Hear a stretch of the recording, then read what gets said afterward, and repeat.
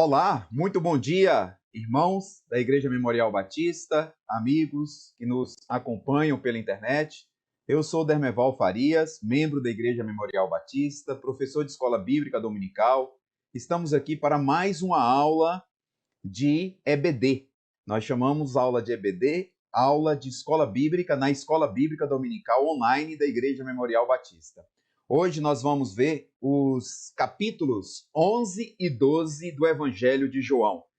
Temos aqui assunto, temos aqui temas para falarmos o dia todo, mas nós só temos quase uma horinha, tá? De acordo com o tempo aqui que é disponibilizado para encaixar na programação da Igreja Dominical. Vocês já estão acompanhando, com certeza, desde o primeiro capítulo de João, as aulas que estão sendo aqui ministradas por vários professores. Eu, inclusive, tive a oportunidade de ministrar uma dessas aulas. Nós temos aqui uma coordenação de Escola Bíblica Dominical, uma programação, um planejamento e uma distribuição dos temas conforme o trimestre, a revista trimestral da Convenção Batista Bíblica Brasileira, e aí nós seguimos essa programação. Aqui nós estamos sob a coordenação da professora Sara Mariano, que é coordenadora da Escola Bíblica Dominical da Igreja Memorial Batista. Tanto coordenadora das turmas presenciais aos domingos, às 9 horas da manhã, das 9 às 10, quanto da turma online. Essa turma online da qual você, acredito, faz parte, que está me vendo aqui agora. Pois bem, vamos lá. Nós temos muita coisa para falar e vamos ver aqui até onde a gente consegue ir. Mas eu confesso a vocês, irmãos, amigos, amigas, que esse tema de João 11 e João 12 falou o meu coração. Já tem aí algumas semanas que eu estou aprofundando os estudos para essa aula, lendo comentários, ouvindo comentários bíblicos, que eu vou citar aqui algumas referências. E realmente, cada vez que a gente dedica um tempo maior para esse momento de estudo da palavra de Deus, nós aprendemos mais, mesmo que sejam textos que já lemos várias e várias vezes, que já vimos várias e várias pregações. A palavra de Deus é muito rica e ela sempre fala aos nossos corações. Então vamos lá para a nossa programação de hoje. Que Deus nos abençoe, que o Espírito Santo fale aos nossos corações. Eu preparei, como sempre, alguns slides aqui e apenas o primeiro aqui para que vocês possam ter conhecimento. Vejam só, capítulos 11 e 12 de João. O título sugerido pela revista é A Chegada de Jesus a Jerusalém. Acabei de grifar aí, tá? Mas nós temos aí uma riqueza de detalhes no capítulo 11, que antecede a chegada de Jesus em Jerusalém. Essa chegada de Jesus em Jerusalém está no capítulo 12. Aí tem o endereço do Instagram, tanto da Igreja Memorial Batista, quanto o meu, ok? Muito bem. Então vamos lá. Eu estou usando aqui a Bíblia na versão Almeida Revista e Atualizada, tá? Almeida Revista e Atualizada. Então, famosa ARA. E nós vamos trabalhar os capítulos 11 e 12 do Evangelho de João. 11 e 12 do Evangelho de João. E eu estou usando também vários comentários, tá? Comentários referenciados, que são estudados na Faculdade Teológica Batista, por exemplo, e também outras faculdades teológicas, tá? Comentários bem referenciados. Então, alguns deles são esse aqui. Então, do Champlin, Novo Testamento Interpretado, às vezes eu vou lá e pego alguma informação, do Carson, que é a Introdução ao Novo Testamento, gosto muito de utilizar da Editora Vida. Como o Evangelho de Lucas é bastante completo, né, conhecido realmente como mais detalhado, muitas vezes nós vamos lá quando estamos diante de um texto que é repetido nos demais evangelhos. Então, esse comentário do James Edwards é muito bom. E eu estou usando de maneira específica para hoje o comentário expositivo do Novo Testamento, do Wisby, tá? Esse aqui também é muito bom. E também a revista é aqui do trimestre, Compromisso, da Convenção. Então, esses são os comentários que eu estou usando hoje. Também uso sempre aí o Rota 66 do Saião. Muito bem, vejam só. Então, esses são os que eu estou usando hoje. Às vezes, ali na tela está mencionando outros, mas eu só estou usando esses que eu especifiquei. Vejam só, o texto aí de João 11 mostra a ressurreição de Lázaro, que é um dos milagres mais significativos que Jesus operou. Esse milagre ele teve impacto em toda aquela comunidade, dos discípulos, da família de Lázaro, das suas irmãs, do próprio Lázaro, e também dos judeus, daqueles que creram e daqueles que aproveitaram essa ressurreição de Lázaro para correr e avisar aos fariseus que estavam lá em Jerusalém, aos sacerdotes, e que a partir dali nós tivemos um planejamento por parte do Sinédrio, do Conselho dos Judeus, para matar Jesus. Então, este milagre, ele tem um significado muito importante nesses três espaços aí, nesses três, vamos dizer assim, três grupos de pessoas, mas ele também fala bastante aos nossos corações. E nós vamos ter essa oportunidade de ver isso aqui. A ênfase aqui em João 11 é sobre a fé e também sobre a glória de Deus. Então essa é a ênfase aqui do capítulo 11 de João. O termo crer, por exemplo, ele aparece aqui com algumas variações, pelo menos 8 vezes nesse relato. E aqui tem alguns versículos que são aqueles versículos que nós decoramos no início da nossa caminhada cristã, né? Como o versículo 11, 25, o 25 do capítulo 11. Disse-lhe Jesus, eu sou a ressurreição e a vida. Quem crê em mim, ainda que morra, viverá. 26. E todo o que vive e crê em mim, não morrerá eternamente. Crês isto? Quando ele falava ali com Marta, e Marta disse que cria sim, que ele era o Filho de Deus, tá? Que haveria de vir ao mundo. Então tem vários versículos aqui muito importantes que nós aprendemos no início da caminhada cristã e que falam aos nossos corações. Então vamos lá. Iniciando aqui esse capítulo, vejam, Jesus estava a uma distância de 30 quilômetros de Betânia. Betânia era a comunidade onde vivia Lázaro e suas irmãs. Jesus estava do outro lado do Jordão, no Oriente, tá? A cerca de 30 quilômetros de Betânia. Nós vamos encontrar esse relato do local onde Jesus estava lá em João 10, 40. E aí, Lázaro estava doente, as suas irmãs mandam um mensageiro até Jesus avisar que Lázaro estava doente. E nós vamos ver em João 11, versículo 5, que Jesus amava Marta, amava Maria e amava Lázaro. Então Jesus tinha uma relação muito próxima com essa família. Por isso que as irmãs, diante da doença do seu irmão Lázaro, encaminhou o mensageiro até Jesus. Esse mensageiro é encaminhado conforme o versículo 3. O versículo 3 vai dizer isso, que o mensageiro foi encaminhado. E ao chegar a notícia, Jesus, ele manda um recado, né? Ele manda um recado para as irmãs. Ele disse que esta enfermidade não é para a morte. Isso está no versículo 4. Olha aí, ó, estou grifando. Ao receber a notícia, Jesus diz: esta enfermidade não é para a morte, e sim para a glória de Deus, a fim de que o Filho de Deus seja por ela glorificado. Então, Jesus respondeu nesse sentido e, portanto, ele aí dispensou o mensageiro para que o mensageiro pudesse voltar na sua jornada até Betânia. E Jesus passou ali mais um período e depois que ele foi para Betânia. Então nós vamos aqui ter algumas questões aqui muito importantes, tá? Que nós vamos especificar do texto.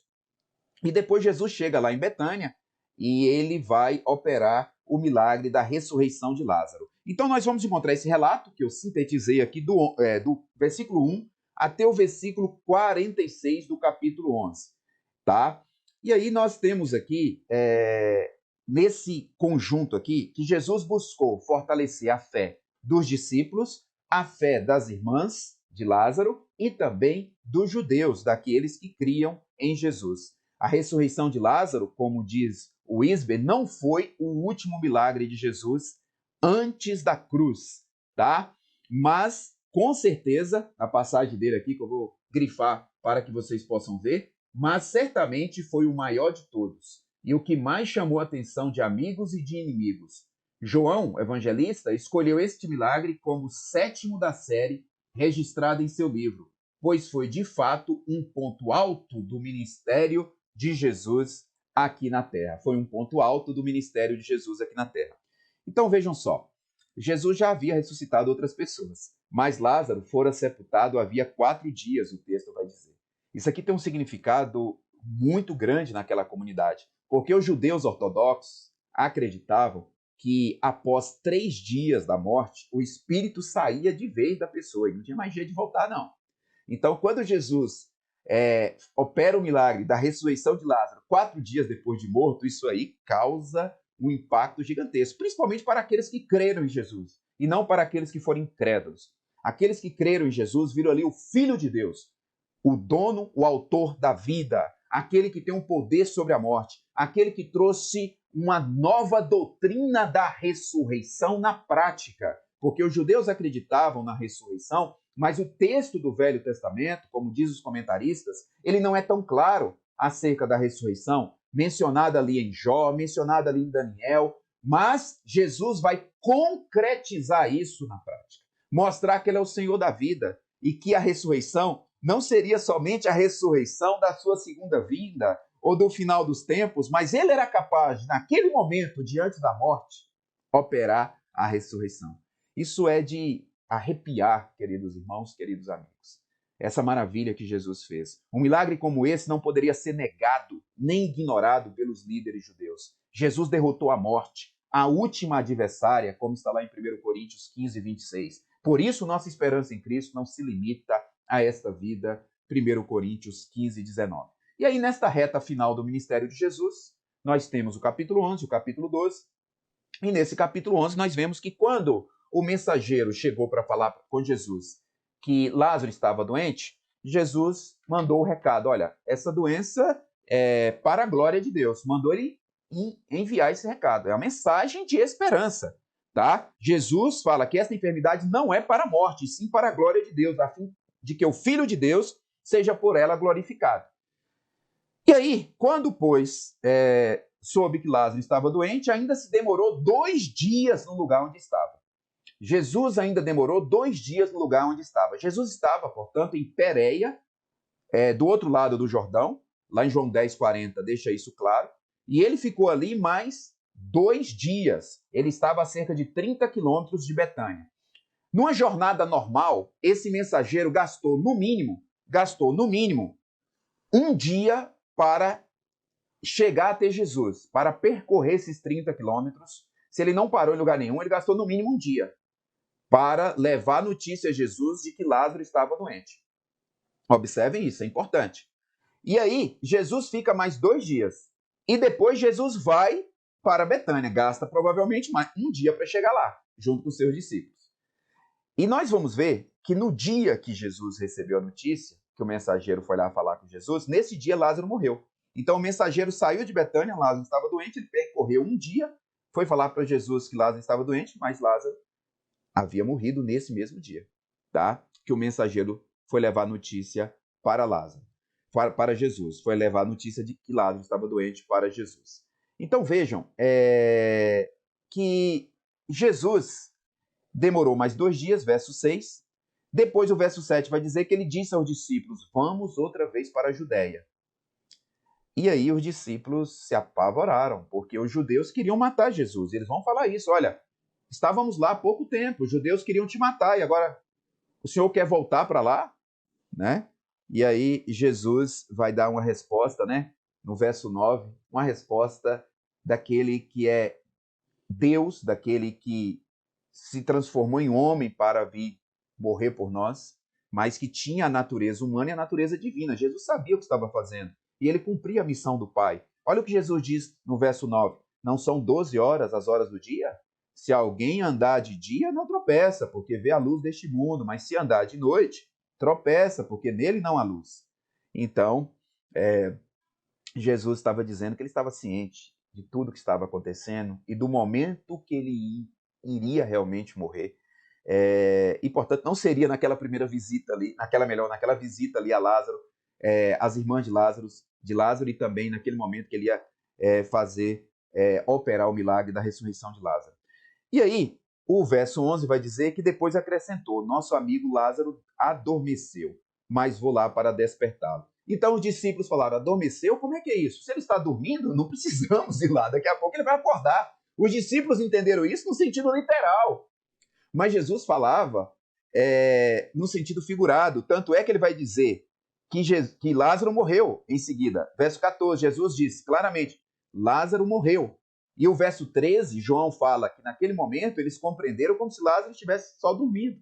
Mas o verso 14, Jesus fala, não, Lázaro está morto.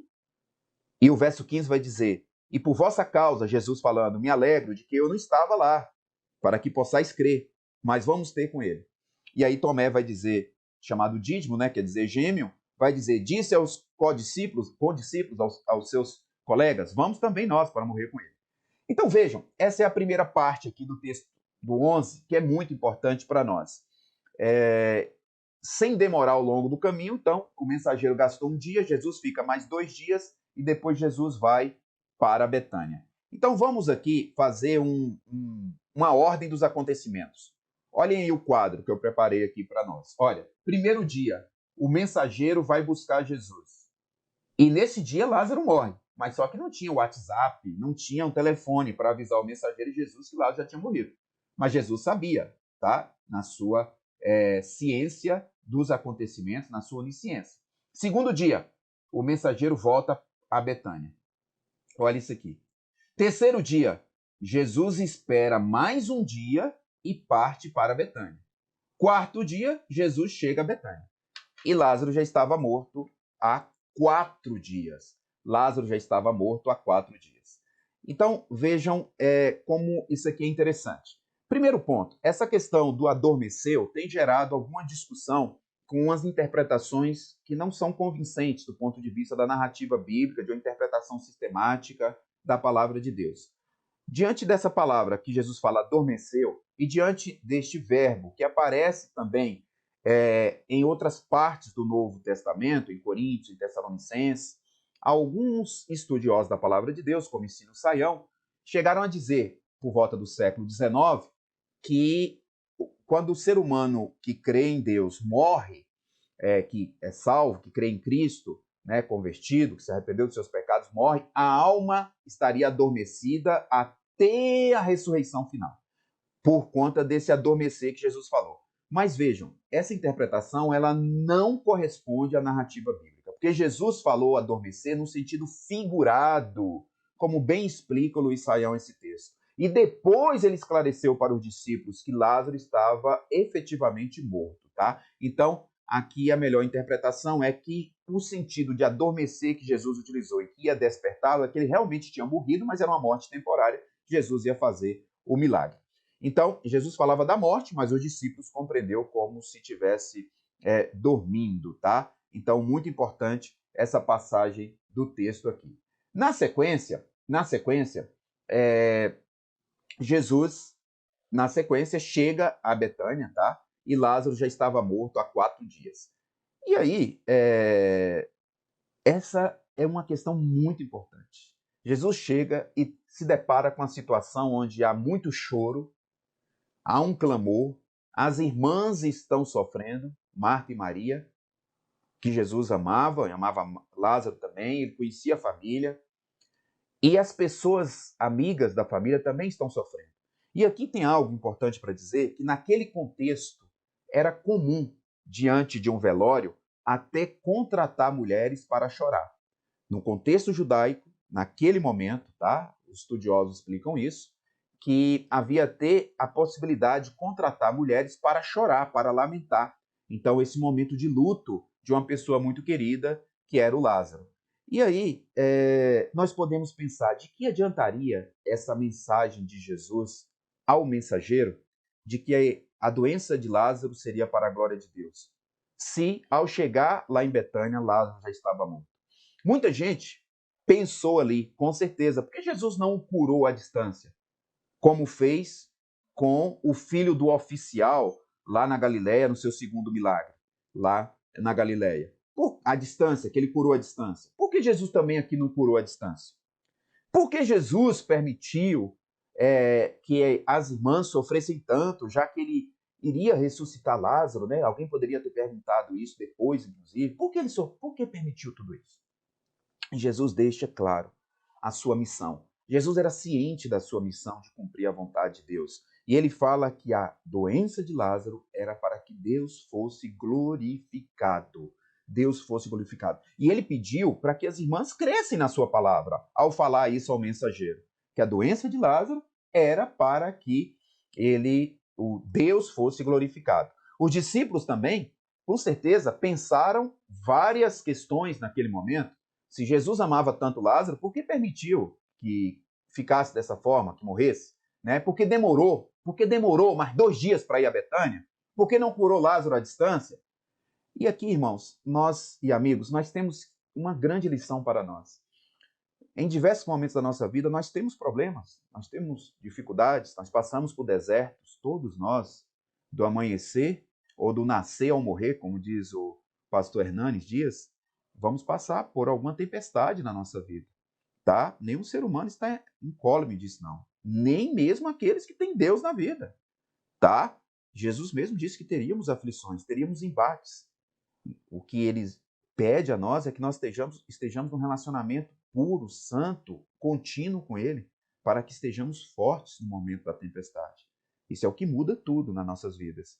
Quando vem a tempestade, estamos fracos espiritualmente, não estamos com um relacionamento sincero com Deus, teremos muita dificuldade, sofreremos muito mais. Olhem só, o fato de Deus nos amar e de nós o amarmos não é garantia de que seremos protegidos dos problemas e das dificuldades da vida. O pai ama o filho e entregou o filho por nós. Jesus padeceu por nós. Tá? Permitiu que ele bebesse o cálice do sofrimento, experimentasse toda a vergonha, toda a dor da cruz. Não devemos jamais pensar que amor e sofrimento são incompatíveis. Os dois se unem com Jesus Cristo, enquanto estivermos nesse corpo, tá? Enquanto estivermos neste corpo.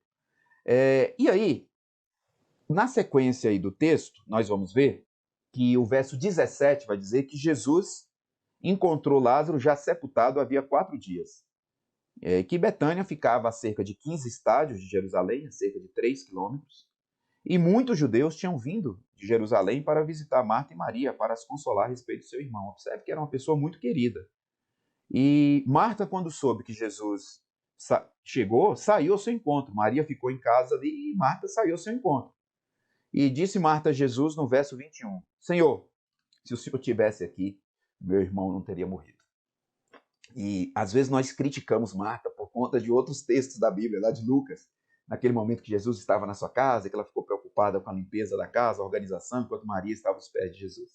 Jesus não disse que Marta não deveria fazer o serviço, mas deveria ter um equilíbrio, correto? E que Maria escolheu a boa parte, que era ouvir Jesus. E Marta queria que Maria também estivesse trabalhando ali, em vez de ouvir Jesus. E nós pensamos em Marta com um sentido negativo por conta dessa história. E nós nos esquecemos deste texto. Este texto revela a fé de Marta. Esse versículo aqui, ó, que nós acabamos de ler, 11:21, quando Marta diz a Jesus, se o Senhor estivesse aqui, meu irmão não teria morrido, revela a fé que Marta tinha em Jesus Cristo. E aí trava-se um diálogo entre Jesus e Marta, né? E em seguida, no verso 22, Marta diz a Jesus, olha, mas agora eu sei que tudo quanto pedires a Deus, Deus te concederá. Ela acredita, inclusive, que Jesus pode pedir algo a Deus extraordinário. E o verso 23 fala que Jesus falou com ela, teu irmão vai ressurgir, vai ressuscitar. Aí ela fala no verso 24, eu sei, vai ressurgir no último dia, porque ela, como boa judia, acreditava na ressurreição do último dia. O verso 25 vai dizer Jesus estava falando da ressurreição presente. E Marta estava acreditando na ressurreição do último dia, acreditando que Lázaro não ia ressuscitar naquele momento. E Jesus fala no verso 25, eu sou a ressurreição e a vida. Quem crê em mim, ainda que morra, viverá. E o verso 26, e todo que vive e crê em mim, não morrerá eternamente. Crês isto? Jesus pergunta a ela. Aí ela fala no 27, sim, Senhor, respondeu ela, eu creio. Sim, Senhor, respondeu ela, eu creio. Então, vejam que Jesus está aqui no diálogo com Marta, ela fala que crê em Jesus e crê que Jesus é o Filho de Deus que devia vir ao mundo, está no verso 27. e depois ela foi chamar Maria, sua irmã. Então, nós observamos aqui que neste momento de sofrimento que elas estavam passando, nesses dias, Jesus mandou uma mensagem lá atrás, pelo mensageiro, para confortar, e aqui Jesus também fala para confiar nele. Muitas vezes, no momento do sofrimento, irmãos e amigos, a palavra de Deus é aquele que conforta o coração. Nem todo sofrimento terá uma solução positiva nessa carne aqui. Nem toda doença será curada aqui, nessa carne. Às vezes é uma doença que a pessoa morre mesmo. Só que, se a pessoa tem Jesus Cristo, ela vai se encontrar com Deus. Jesus vai dizer isso aqui, que quem crê nele tem vida eterna, não morrerá eternamente. Está no verso 26. Quem crê em mim, está no verso 26. Jesus vai dizer isso. Olha aqui, ó. Quem crê em mim, olha o verso 26. E todo que vive e crê em mim, eu estou pintando aí na tela, não morrerá eternamente. Crês isto? Jesus está falando que quem crer nele tem vida eterna. Que a morte deste corpo aqui não significa que a pessoa perdeu a sua vida, mas terá a vida eterna com Jesus. Isso é extraordinário. São versos e versos do Evangelho de João que vai nos dizer que Jesus é o Filho de Deus, que Jesus venceu a morte, que só por Jesus nós somos salvos. João 14,6. Só por meio de Jesus nós alcançamos o Pai. Nós chegamos ao Pai. João 3,16. Deus enviou Jesus para salvar o mundo, para que todo aquele que nele crê não pereça, mas tenha a vida eterna. Então, essas palavras são palavras de ânimo. São palavras que revelam que a nossa vida não consiste no tempo passageiro que passaremos aqui. E são palavras que nos ajudam a saber e a compreender que todo sofrimento aqui presente não se compara com a glória futura que nós presenciaremos e estaremos na presença do Pai. Jesus disse, Marta disse que se estivesse ali não teria morrido, né? E quem, portanto, se vê diante de uma situação dessa, fica realmente abalado. Tem uma passagem, comentário aqui que eu trouxe, muito importante. Quem se vê diante de enfermidades, de decepções, de demoras e até mesmo da morte, o único alento é a palavra de Deus.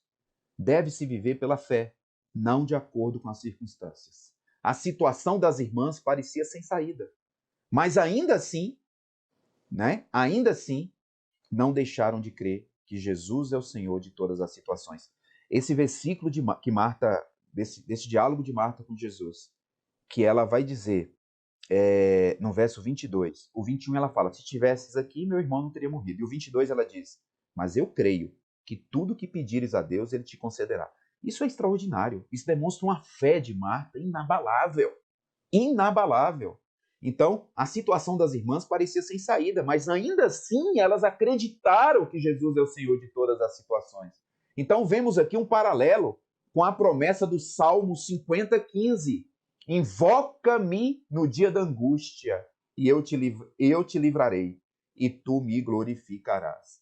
Então, importante texto da palavra de Deus aqui, de fé, de palavra de Deus, de sofrimento que não abala a fé das irmãs. E nós vamos ver mais adiante que Maria também vai dizer a mesma coisa para Jesus, né? Quando ela sai, Marta vai chamá-la, dizer que o mestre está lá, e Maria, ela vai encontrar com Jesus e diz lá no verso 32, João 11:32, Maria vai dizer, olha, se o Senhor tivesse aqui, meu irmão não teria morrido não, né? Maria vai dizer lá em João 11:32 a mesma coisa que sua irmã disse. Olha aqui, ó, tô grifando.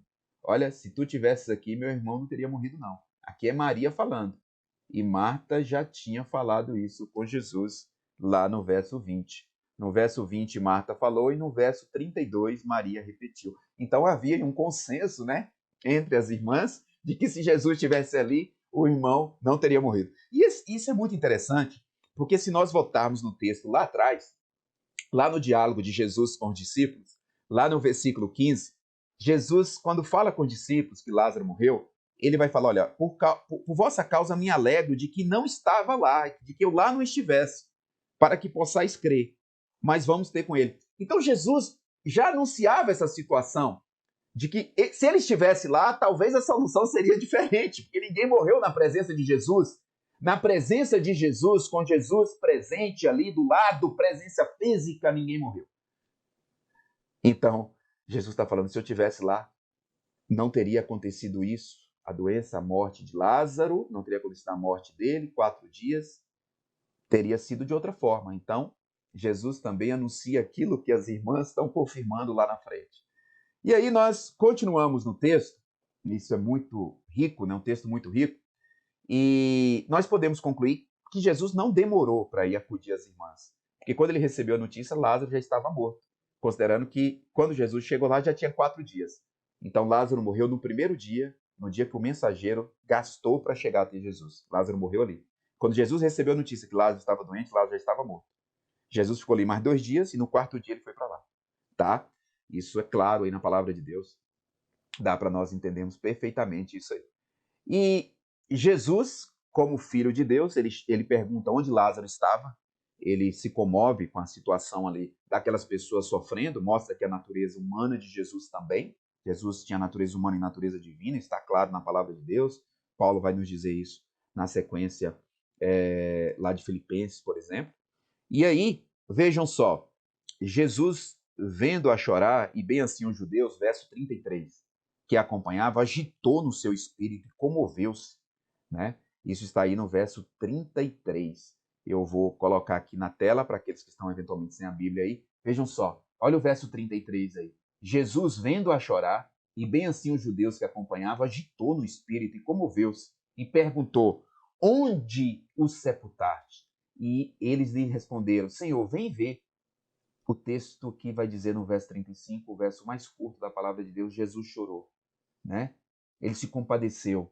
Ele se compadeceu e chorou. Se compadeceu e viu ali o sofrimento humano. Sofrimento, irmãos, amigos, sofrimento causado pelo pecado da humanidade, quando entrou na humanidade, pelo pecado de Adão e Eva, porque a partir dali todo homem nasceu pecador. Todo ser humano nasceu pecador e carece da presença de Jesus para reconciliar-se com Deus. O livro de Romanos é claro nisso, os evangelhos também.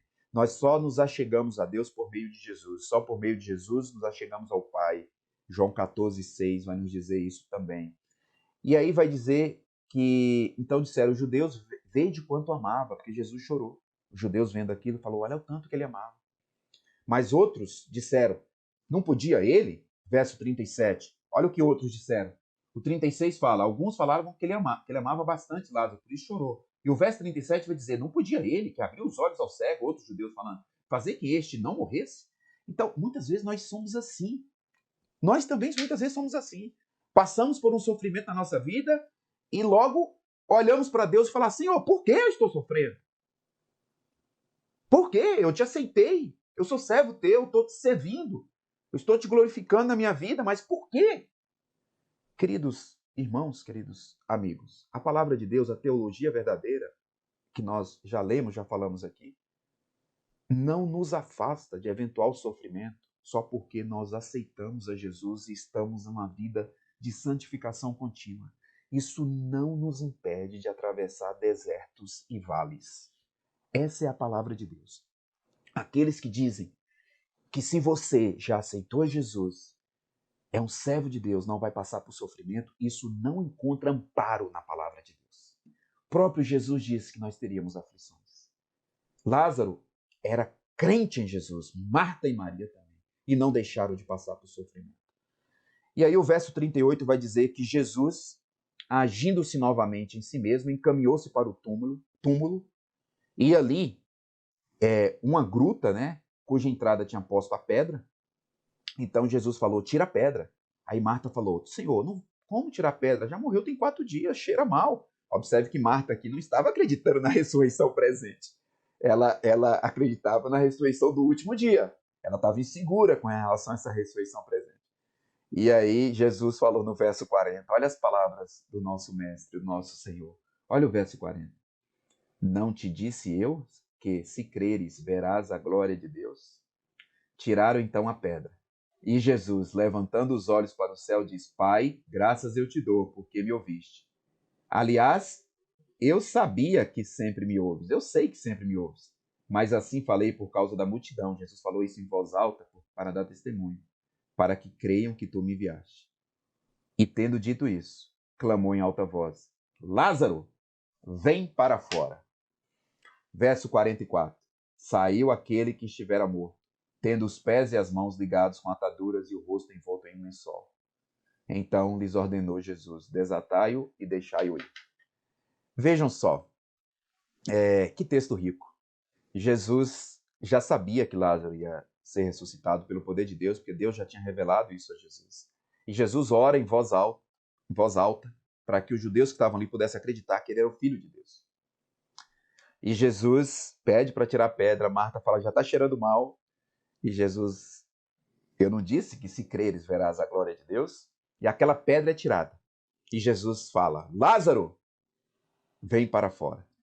Um escritor puritano, citado aqui por vários comentaristas, entre eles o Isber, no comentário bíblico do Novo Testamento, volume 1, da editora Geográfica, um escritor puritano sobre este assunto, ele falou que Jesus teve que ressuscitou Lázaro chamando pelo nome. Porque se Jesus não chama pelo nome, todo mundo que estava morto ali, tá? Ali próximo, teria também ressuscitado. Interessante isso. Esse comentário. Então vejam que essa é a ressurreição de Lázaro 4 dias depois da morte. Ao terceiro dia, os judeus não acreditavam mais na presença do Espírito na pessoa que já tinha saído depois da morte. E Jesus rompe com as barreiras do judaísmo ortodoxo. Jesus traz a ressurreição verdadeira, presente. E as pessoas viram isso. E nós poderíamos imaginar, quem é que não creu, Dermeval, ao ver este milagre? A Bíblia fala que muitos não creram ao ver este milagre. Que uma parte creu em Jesus e que a outra parte saiu correndo e foi avisar aos fariseus e aos sacerdotes lá em Jerusalém que estavam perseguindo Jesus e que a partir daquele momento o Sinédrio se reuniu e planejou matar Jesus, tá? E nós vamos ver isso daqui a pouco. Mas vejam, esse texto é rico porque mostra que o milagre por si só, ele não converte a pessoa. Escute isso. Às vezes você está clamando a Deus por um milagre e fala, se tu fizeres um milagre, eu vou acreditar. Veja só, a Bíblia diz que a fé vem pelo ouvir a pregação da palavra de Deus. Está lá em Romanos 10. Este milagre e muitos outros que Jesus fez não foram suficientes para que as pessoas ali da Judéia acreditassem em Jesus e da Galileia de uma forma geral. Muitos não creram. Muitos não aproveitaram a oportunidade de ter o Filho de Deus ao lado para crer nele, para viver ao lado dele, para caminhar com ele. E muitos de nós, no tempo atual, dizendo aqui de uma forma geral, também resistimos à palavra de Deus, aqueles que não creem ainda em Jesus Cristo. Estou falando desses. Que resistem à palavra de Deus. A palavra de Deus é revelada hoje através da Bíblia. Os milagres estão aqui escritos. E muitos falam, mas esses milagres estão escritos, eu não estou vendo, eu preciso ver para crer. Muitos viram e não creram. Por que você seria diferente deles? Por que seria diferente? A fé vem pelo ouvir a pregação da palavra de Deus. O coração tem que estar disposto, porque senão nenhum milagre será suficiente para levar a pessoa a Cristo. O coração tem que estar disposto a aceitar Jesus como o único e suficiente Salvador. Então vejam que o texto continua na sequência, que muitos dentre os judeus que tinham vindo visitar Maria, vendo o que fizera Jesus, creram nele. Outros, porém, foram ter com os fariseus e lhe contaram os feitos que Jesus realizara. E o texto vai dizer na sequência que a partir disso o Sinédrio, o Conselho dos Judeus, se reuniu e planejou matar Jesus. Vejam só, esse texto é muito importante, tá? Para a nossa compreensão. Jesus ora ao Pai. Aqui novamente ele se identifica como Filho de Deus, tá? E nós vemos que ele opera um milagre extraordinário. Então, Jesus, ele tinha uma preocupação com a fé dos discípulos, com a fé das irmãs Marta e Maria, com a fé dos judeus que estavam crendo nele. Ele sabia que estava indo para o fim ali do seu ministério, que ia morrer, ressuscitar, que voltaria aos céus e que os discípulos continuariam a sua missão, continuariam o ministério. Eles precisavam ser fortes na fé para continuar esse ministério. Então Jesus acalmou seus discípulos, lembrando que ele fazia todas as coisas de acordo com o tempo de Deus. Jesus demorou mais 2 dias lá e quando foi, ele ressuscitou Lázaro no tempo certo, no quarto dia, para gerar mais impacto naquela comunidade de judeus ortodoxos. Provavelmente muitos discípulos não acreditavam também que Jesus ia ressuscitar Lázaro. Tanto é que Tomé vai dizer, depois que Jesus fala que Lázaro já morreu, lá no verso 16, Tomé vai dizer o seguinte, olha, vamos também nós para morrer com ele. Ele acreditava que estava indo lá para morrer com ele. Lázaro estava morto, estava voltando à Judéia, lá o povo queria matar Jesus e todo mundo ia morrer. E Jesus acalma e fala que tem um tempo de Deus. O nosso tempo é diferente do tempo de Deus. Tá? A gente estuda bastante isso em vários outros estudos da palavra de Deus. O tempo do Pai, Jesus cumpriu o tempo do Pai. E ninguém poderia fazer mal a Jesus neste momento, porque não era ainda o momento da morte. Por isso que ele fala que quem anda de dia não tropeça, ele é a luz do mundo. Os discípulos já estavam há um bom tempo convivendo com Jesus, mas ainda não estava tão claro para eles. Vejam que dificuldade, né, que eles tinham ainda de compreender. Então, esse é um tema importante do Evangelho de João. Tá? Os discípulos interpretavam de maneira equivocada o cronograma divino. Né? E mais também o motivo da visita de Jesus para ir ver Lázaro. Pensava que o fato de Lázaro estar adormecido indicava que só estava dormindo, né? Eles tinham dificuldade de compreender as verdades espirituais. E muitas vezes nós também temos essa dificuldade de crer no que Jesus está falando na sua palavra. Lemos, ouvimos, estudamos, e quando passamos por uma tempestade, por um sofrimento, não aproveitamos dessa palavra de conforto que a Bíblia tem para nos dar. Precisamos beber mais dessa fonte. Precisamos nos alimentar mais dessa fonte para ficarmos fortes espiritualmente para enfrentar a adversidade da vida. Jesus, além dos discípulos, tinha uma preocupação com as irmãs, né? Preocupação com Marta e Maria. Ele se preocupava, o sofrimento e a provação que elas estavam passando. Agora vejam, o sofrimento e a provação, eles não aumentam a nossa fé de maneira automática. A Bíblia fala que somos provados, né, de acordo com a nossa capacidade, e a teologia bíblica nos ensina que essas provações, elas reforçam a nossa fé, mas não é de forma automática. O aumento da nossa fé depende da nossa atitude ante a palavra de Deus. É preciso reagir de maneira positiva ao ministério da palavra de Deus e ao Espírito de Deus. Jesus havia enviado uma promessa às duas irmãs de que essa doença era para a glória de Deus. E estava prestes a descobrir como elas haviam recebido essa mensagem. Né? Quando ele chega lá, ele estava prestes a descobrir como elas haviam recebido essa mensagem. Então, se o Senhor estivesse aqui, meu irmão não teria morrido. Né? Foi a declaração delas. E Jesus responde, né? Eu sou a ressurreição e a vida. Quem crê em mim, ainda que morra, viverá. E todo aquele que vive e crê em mim não morrerá eternamente. Olha que palavra forte. Irmãos, amigos, você que ainda não aceitou Jesus, é o momento de converter a Jesus. Ele é o caminho, a verdade e a vida. E ele diz que quem crê nele não morrerá eternamente. A morte é algo que preocupa a toda a humanidade. E Jesus está dizendo que quem crê nele não morre eternamente. Porque esse corpo carnal morre, mas o espírito estará vivo. Jesus está. E esse corpo também será ressuscitado. Ele será transformado. Essa doutrina da ressurreição a gente vê em outros textos da palavra de Deus também, não só aqui, como lá em Tessalonicenses, quando Paulo esclarece isso, tá?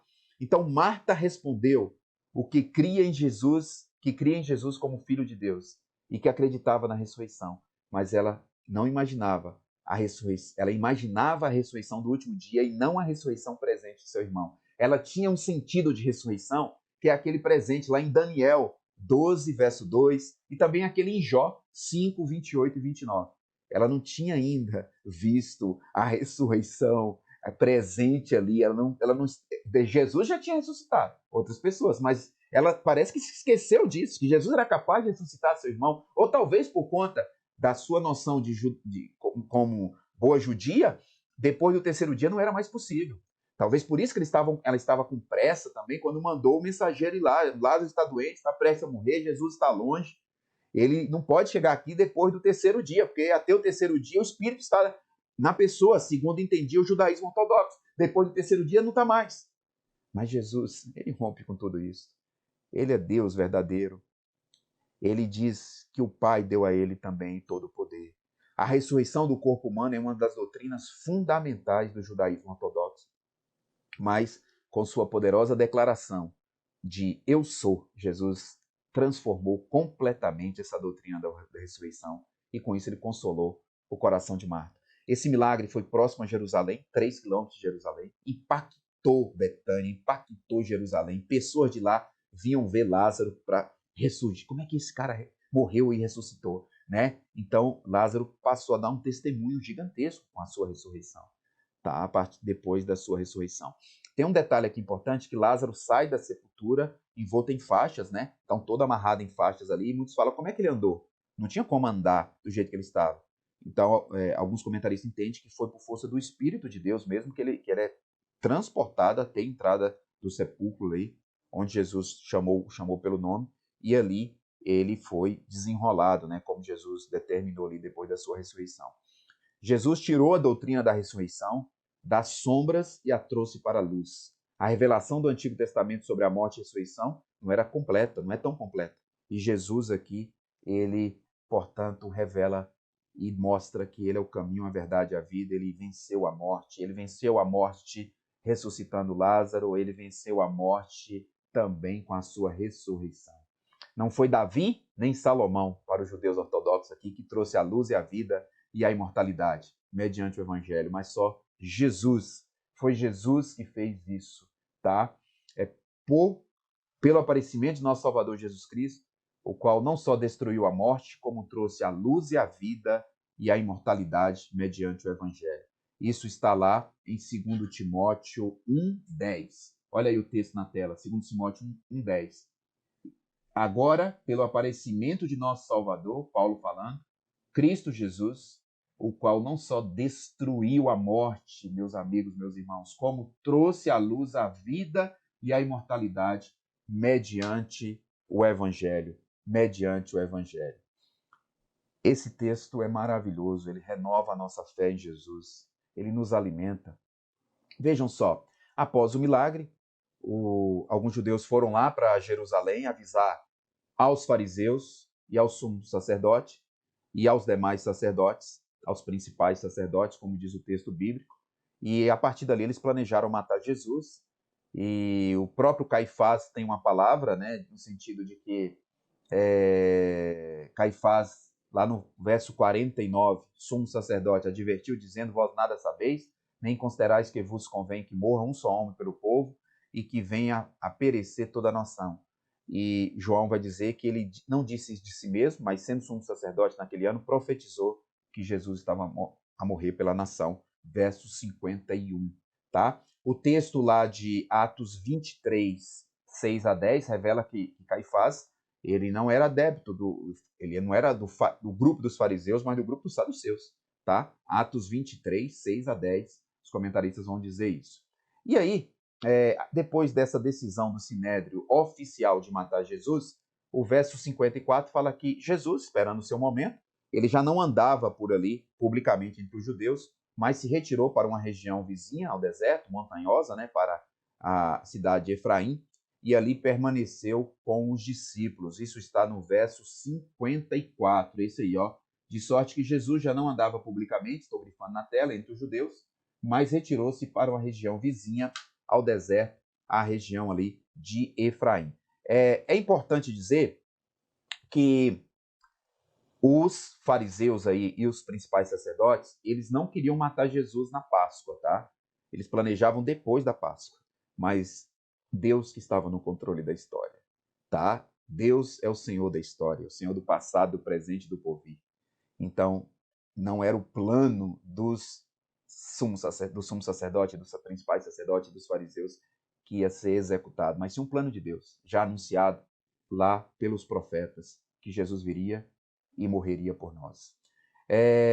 E aí, nós temos o capítulo 12, que vai trazer que Jesus volta a Betânia depois, né, onde estava Lázaro, e que ele ressuscitara, e ali é servida uma ceia, né, Marta servia, sendo Lázaro um dos que estavam à mesa, verso 2 do capítulo 12, olha aí. 6 dias antes da Páscoa, Jesus foi para Betânia, verso 1 do 12. onde estava Lázaro, a quem ele ressuscitara, e deram-lhe uma ceia, né? Marta servia, sendo Lázaro onde estava à mesa. E Maria, tomando uma libra de bálsamo de nardo puro, muito precioso, ungiu os pés de Jesus e o enxugou com seus cabelos, e encheu-se toda a casa com perfume. Judas Iscariotes, um dos 12, reclamou disso, ele que seria aquele que trairia Jesus, e disse no verso 5, por que não vendeu este perfume por 300 denários e não se deu aos pobres? Isso disse ele não porque tivesse cuidado dos pobres, mas porque era ladrão, e tendo a bolsa, tirava o que nela era lançado. O evangelista João vai destacar isso. Naquele momento, os discípulos não sabiam ainda, os demais discípulos, que Judas era o traidor, tá? E Judas era o tesoureiro do grupo. E João vai dizer que ele era ladrão. Ele pegava as ofertas que eram lançadas ali, uma parte ali, eu não sei qual quantidade, a Bíblia não revela, mas ele pegava, ele era ladrão. Claramente, João está falando isso. E observem que essa quantidade de perfume que Maria utilizou, um perfume realmente muito precioso, equivaleria a quase um ano de trabalho de um trabalhador normal, tá? De um trabalhador daquela época ali, um trabalho normal, da diária de um trabalhador, então quase um ano de trabalho. E Judas fala, olha, por que não dá isso aí aos pobres? E Jesus vai dizer o seguinte, logo em seguida, né? Porque para Judas era um desperdício. Jesus, entretanto, fala, deixa que ela guarde isto para o dia em que me embalsamarem, porque os pobres sempre os tendes convosco, mas a mim nem sempre o tendes. Então vejam que Jesus anuncia aqui novamente a sua morte, tá? E observem que Jesus não despreza os pobres. Jesus, o livro de Lucas é claro isso, do amor que Jesus tem pelos pobres, tá? Não despreza. O que Jesus está dizendo aqui é que naquele momento o que importa é a sua missão. O que importa ali é que ele morresse e ressuscitasse. E aquilo que Maria fez glorificava Jesus. Maria se rendeu ao Salvador. Maria demonstrou ali que nada, do ponto de vista material, era mais importante do que a presença de Jesus. Maria ali, ela teve uma atitude semelhante à atitude de Davi. Davi, quando foi comprar um terreno, uma parte lá de uma terra para adorar a Deus, para estabelecer ali um altar de adoração, quiseram dar a Davi aquilo de graça, mas Davi não aceitou. Isso está lá no livro de Samuel. Davi não aceitou. Maria demonstra aqui uma relação nesse aspecto de igualdade com Davi neste aspecto. Isso está lá em 2 Samuel 24.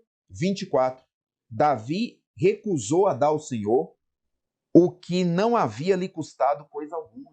Quando quiseram dar de graça a propriedade rural, Davi falou, não, eu quero comprar e pagar o preço devido. Maria, aqui da mesma forma, ao derramar sobre Jesus e enxugar com seus cabelos, demonstra uma reverência, um reconhecimento da presença do Salvador, de que Jesus é Deus, Filho de Deus. E assim deve ser. Nós devemos dar o nosso melhor para Jesus. Muitas vezes nós não estamos dando o nosso melhor para Jesus. Devemos dar o nosso melhor para Jesus. Nada mais importa, a sua presença é suficiente. E é evidente que o gesto de Maria foi mal interpretado, ou foi interpretado ali por Judas no sentido racional. Mas ele queria, na verdade, era pegar o dinheiro. E quantas vezes temos essas interpretações racionais, queridos irmãos, no nosso meio, como se fosse a melhor alternativa. E nos esquecemos que a melhor alternativa é dar o nosso melhor para Deus, tá? Não é raro que alguém, quando dá o seu melhor para o Senhor, seja criticado.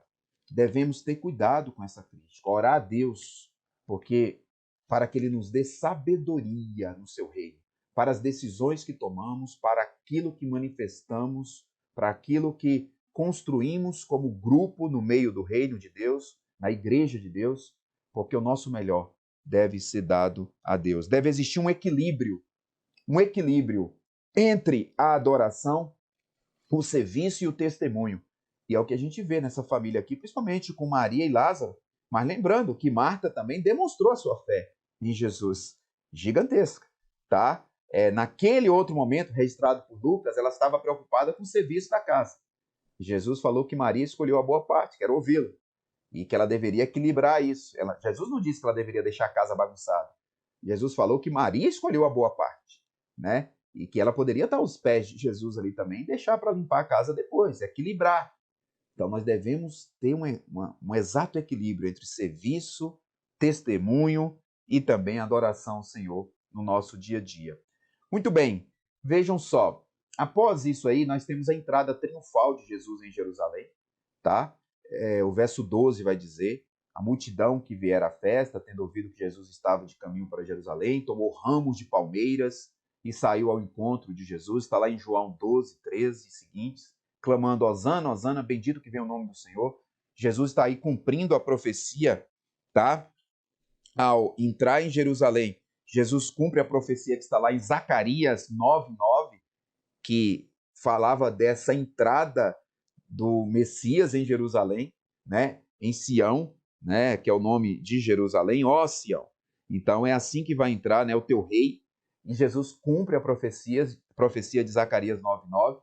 E com certeza ali nós tínhamos soldados romanos vendo toda a cena e provavelmente poderia estar até debochando, porque o comandante romano, quando ganhava uma guerra, ele tinha uma entrada triunfal em Roma.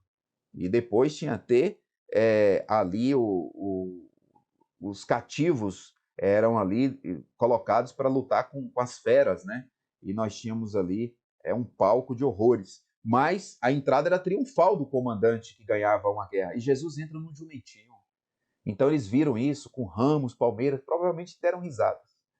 Não sabiam, talvez, que estava ali o Salvador da humanidade, o Deus que se fez carne para habitar entre nós. Nada disso aqui interessa na presença de Jesus. Jesus é maior do que tudo isso. Como eu queria, como você queria, né? Ser ali, talvez, ter um olhar naquele momento de tantos milagres, desse testemunho que Jesus deu para todos ali, a sua presença. Mas lembre-se que muitos não creram. Que nós não sejamos colocados ao lado desses que não creram, mas sim ao lado daqueles que creram que Jesus é o Salvador, o Filho de Deus, e que só por meio dele nós chegamos ao Pai. E aí nós temos aí essa situação de Jesus entrando em Jerusalém, verso 15, não temas, filha de Sião, eis que o rei aí vem, montado em um filho de jumenta. Seus discípulos a princípio não compreendiam isso, quando porém Jesus foi glorificado, então eles se lembraram dessas palavras, né? João vai dizer isso, e dava, pois, testemunho à multidão que estivera com ele quando chamara Lázaro do túmulo e o levantara dentre os mortos. Então, até o verso 19 temos essa entrada. O verso 20 em seguida vai dizer que alguns gregos querem falar com Jesus. Gregos estavam ali para a festa da Páscoa, provavelmente adeptos do judaísmo. Poderiam não ter se convertido ao judaísmo. Se já tivesse convertido ao judaísmo, seriam aqueles prosélitos, né? Já gentios convertidos ao judaísmo ali. E eles queriam falar com Jesus, falaram com Filipe. Filipe foi avisar André ali fazia essa ponte. E quando André avisa a Jesus, Jesus fala: é chegada a hora de ser glorificado o Filho do Homem. Já estava na hora de Jesus caminhar ali para o fim do seu ministério. Em verdade vos digo que se o grão, essa palavra é muito forte, olha aqui, verso 24 do capítulo 12. Jesus fala: em verdade vos digo que se o grão de trigo caindo na terra não morrer, fica ele só. Mas se morrer, produz muito fruto. Jesus está falando aí da sua morte. Quem ama a sua vida perde-a, mas aquele que odeia a sua vida neste mundo preservá-la para a vida eterna. Ele está falando que a sua morte geraria muitos frutos. Se alguém me serve, siga-me, e onde eu estou, ali estará também o meu servo. E se alguém me servir, o Pai o honrará. Agora está angustiada a minha alma. Olha aqui Jesus falando, olha que palavra forte. O que direi eu? Ele está sabendo que está chegando o momento da sua morte, do seu sofrimento. Pai, salva-me desta vida agora? Ele está perguntando, eu falarei isso? Mas precisamente com este propósito vim para esta hora, tá? Pai, glorifica o teu nome. Então veio uma voz do céu. Eu já o glorifiquei e ainda o glorificarei. A multidão, pois, que estava ali, tendo ouvido a voz, acreditava que era um trovão. Outros diziam, foi um anjo que lhe falou. Então explicou Jesus, não foi por mim que veio esta voz, e sim por vossa causa. Chegou o momento de ser julgado este mundo, e agora o seu príncipe será expulso. Porque a morte e a ressurreição de Jesus é uma derrota de Satanás. Ele está falando disso. E eu, quando for levantado da terra, atrairei todos a mim mesmo. Isto dizia, significando de que gênero de morte estava para morrer. Replicou-lhe, pois, a multidão: não temos ouvido da lei que o Cristo permanece para sempre? E como diz tu que o Filho do Homem será levantado? Quem é esse filho do homem? Respondeu Jesus. Ainda por um pouco a luz está convosco. Andai, enquanto tendes a luz, para que as trevas não vos apanhem. E quem anda nas trevas não sabe para onde vai. A incredulidade de alguns era uma incredulidade que só aumentava no seu coração. Muitas vezes o ser humano é assim. Falamos para ele de Jesus como Salvador, da necessidade de arrependimento, e ele fecha as portas do seu coração. Alguns abrem e alcançam a salvação. Outros fecham a porta do seu coração e estão perdidos espiritualmente, enquanto não aceitarem Jesus. E tem uns que a incredulidade vai aumentando. Tem uma passagem muito importante sobre isso, que nós encontramos, né, no comentário do Wisby sobre esse texto, né? E justamente sobre pessoas que não acreditam em Jesus e que vão aumentando a sua cegueira espiritual. Então veja, nós temos aqui um resumo do capítulo 11, vejam só, tá? Conclusão aqui do nosso texto, já concluindo o texto. 11, conclusão, né? Jesus demorou para ir acudir Lázaro? Claro que não. Jesus estava no tempo de Deus e sabia que a doença e morte de Lázaro seria com um propósito maior. Jesus agiu com intencionalidade. Consequência da ressurreição de Lázaro para os espectadores. A Bíblia diz que uns creram, outros não creram. Como seria a sua posição se você estivesse ali? Você faria parte dos judeus que creram ou dos judeus que não creram e foram avisar os sacerdotes? Tá? Então, esses informantes chegaram bem perto do reino e, no entanto, não encontramos indicação alguma de que tenham crido. Se o coração não enxerga e não se entrega à verdade, a graça de Deus não traz a salvação. Essas pessoas poderiam ter experimentado a ressurreição espiritual na própria vida. A vida, viver pela fé apesar do sofrimento. Então, nós encontramos isso aí no exemplo de Marta e Maria, né? Que creram em Jesus apesar do sofrimento. E vimos também que o milagre, por si só, não provoca arrependimento e conversão. Apesar do milagre ali da ressurreição de Lázaro, muitos não creram, tá? A fé vem pela pregação e a pregação pela palavra de Cristo. Romanos 10, 17. O capítulo 12 fala da incredulidade dos judeus. Então, quando uma pessoa começa a resistir à luz, algo muda dentro do seu ser, né? E por fim chega um momento que é impossível crer. Em sua justiça, Deus permite uma cegueira que cobre os olhos. Nós vamos ver isso na palavra de Deus. Dos que não levam a verdade a sério. Nós vamos encontrar isso. Essa citação pode ser encontrada em vários textos do Novo Testamento. Mateus 13, 14, Marcos 4, 12, Lucas 8, 10, Atos 28, 25 a 27, Romanos 11, 8. É algo extremamente sério tratar a verdade de Deus. É extremamente sério tratar a verdade de Deus com leviandade.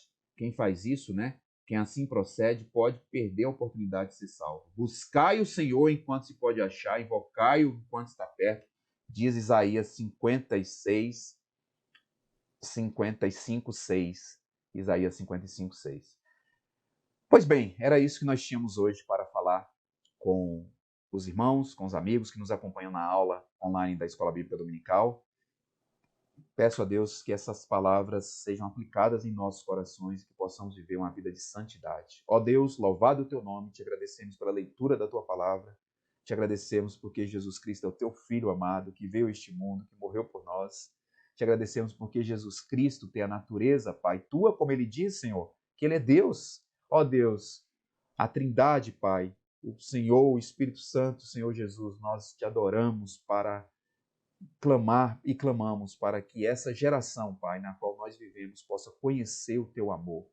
Ó Senhor Deus, te agradecemos porque enviaste o teu Filho ao mundo para morrer por nós. Te agradecemos, Senhor Jesus, porque tu morreste e ressuscitaste por nós.